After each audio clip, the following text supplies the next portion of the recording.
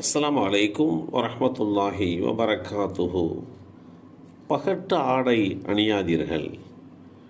அப்துல்லாஹிபின் Abbas ரலியல்லாஹு அன்ஹுமா அவர்கள் அறிவித்தார்கள், அல்லாஹுடைய தூதர் ஸல்லல்லாஹு அலைஹி வஸல்லம் அவர்கள் ஆண்களில் பெண்களை போன்று ஒப்பனை செய்து கொள்பவரையும் பெண்களில் ஆண்களை போல் ஒப்பனை செய்து கொள்பவர்களையும் சபித்தார்கள். இந்த செய்தி ஸஹீஹுல் புகாரியிலே 5885 என்ற எண்ணிலே பதிவு செய்யப்பட்டிருக்கிறது. இஸ்லாமிய மார்க்கம் ஆண்களுக்கு உண்டான ஆடைகளை நெறிப்படுத்தி காட்டியிருக்கிறது. பெண்களுக்கு உண்டான ஆடை வழிமுறைகளை தெளிவாக போதித்து சொல்லியிருக்கிறது. ஒரு ஆணுக்கு உண்டான ஆடையின் அளவுகோல் என்ன, ஒரு பெண்ணுக்கு உண்டான ஆடையின் அளவுகோல் என்ன என்பதை சொல்லித்தருகின்ற அதே வேளையில் பெண்கள் மட்டும் அணியக்கூடிய ஆடையை ஆண்கள் அணிந்து கொள்ளக்கூடாது, இது மாதிரி ஒப்பனை செய்து கொள்வது கூடாது, அதே போல் ஆண்களுக்கென்று இருக்கக்கூடிய பிரத்யோக ஆடையை பெண் அணியக்கூடாது. இந்த மாதிரி ஒப்பனை செய்து கொள்பவர்களை அல்லாஹுடைய தூதர் ஸல்லல்லாஹு அலைஹி வஸல்லம் அவர்கள் சபித்திருக்கிறார்கள் என்பதை நாம் புரிந்து கொள்ள கடமைப்பட்டிருக்கிறோம்.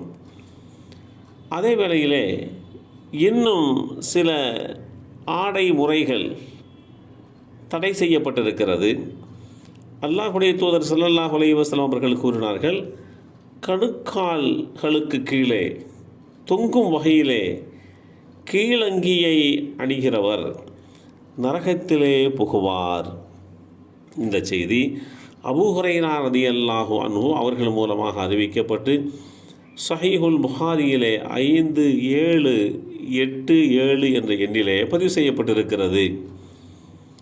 கணுக்கால் அதற்கு கீழே தொங்குகின்ற வகையிலே அந்த ஆடை தரையிலே இழுபடுகின்ற வகையிலே இருக்கக்கூடாது.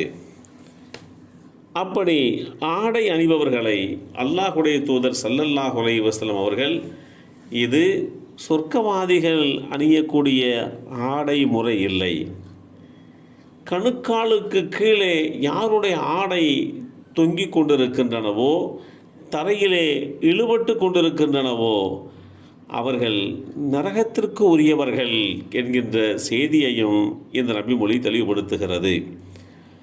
ஆடையில்லா மனிதனை அரை மனிதன் என்று சொல்வதுண்டு.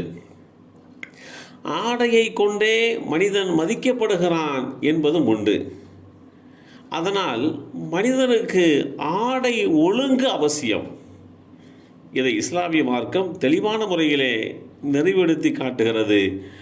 அதை பேணி நடப்பது நம் மீது உண்டான கடமை என்பதையும் ஒருபோதும் மறந்துவிடக்கூடாது.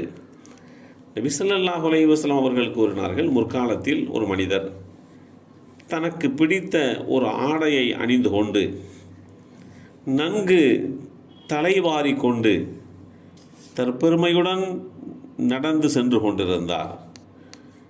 திடீரென அவரை அல்லாஹ் பூமிக்குள் புதையச் செய்துவிட்டான்.